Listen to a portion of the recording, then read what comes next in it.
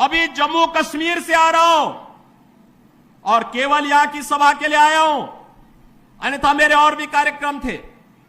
मैंने कहा नहीं, मैं जाऊंगा सरथला में, मैं इस बार जरूर जाऊंगा, 24 में मैं जरूर जाऊंगा। और बहनों भाइयों, मैं इसीलिए आया हूं आपसे कहने के लिए, जो लोग गुमराह कर रहे हैं उनके गुमराह में आने की आवश्यकता नहीं। ये लोग कभी नहीं आएंगे। फिर जाति के सौदागर उपयोग करेंगे, बाद में सौदेबाजी करके गायब हो जाएंगे। हमें किसी भी ऐसे व्यक्ति के बहकावे में नहीं आना है जिससे हमारा राष्ट्र धर्म खतरे में आए। याद रखना, इस देश के राष्ट्र धर्म को हमेशा खतरा जब भी आया है, इन्हीं लोगों के कारण आया है जिन्होंने जातीयता के आधार पर समाज के सामाजिक ताने बाने को छिन्न भिन्न किया है, हमेशा छिन्न भिन्न किया है।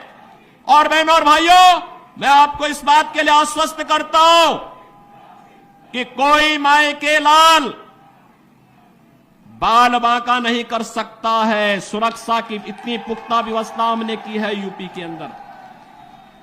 आज आप देखते होंगे बड़े बड़े दुर्दांत माफिया और अपराधी किस कदर उनकी दुर्गति हो रही है।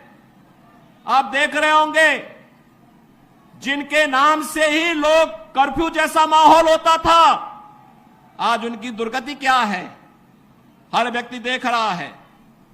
इन माफिया और अपराधियों की स्थिति क्या है, आप रोज सोशल मीडिया के प्लेटफॉर्म को उठा करके देखते होंगे।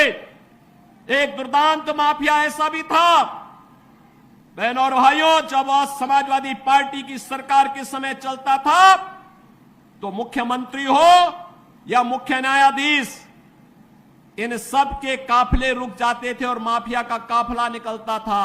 और जब हमने कार्रवाई की उस माफिया के खिलाफ और उसको रगड़ करके कोर्ट के सामने प्रस्तुत किया तो उसकी पैंट गीली हो गई थी, उसकी पैंट गीली हो गई थी। और तब हमने कहा था, उस समय उसको हमने कहा था, कानून को रौंदने वाले, आज कानून कितना बड़ा होता है यह एहसास हो रहा है कि नहीं हो रहा है। और निर्दोष लोगों को मारोगे तो मिट्टी भी नहीं मिल पाएगी। और बहनों और भाइयों, इसीलिए मैं आया हूं आपसे कहने के लिए, देखो, जिनकी गर्मी हम शांत कर चुके हैं उनको गर्म मत होने दीजिए। अब इस क्षेत्र को विकास की मुख्य धारा के साथ जुड़ने दो। उनकी सबकी गर्मी शांत हो गई है, वे गए काम से। और इसीलिए मैं आप सबसे अपील करने के लिए आया हूं कि पूरे देश की एक आवाज है, पूरा देश एक ही स्वर में बोल रहा है। और वह बोल रहा है कि फिर एक बार मोदी सरकार, फिर एक बार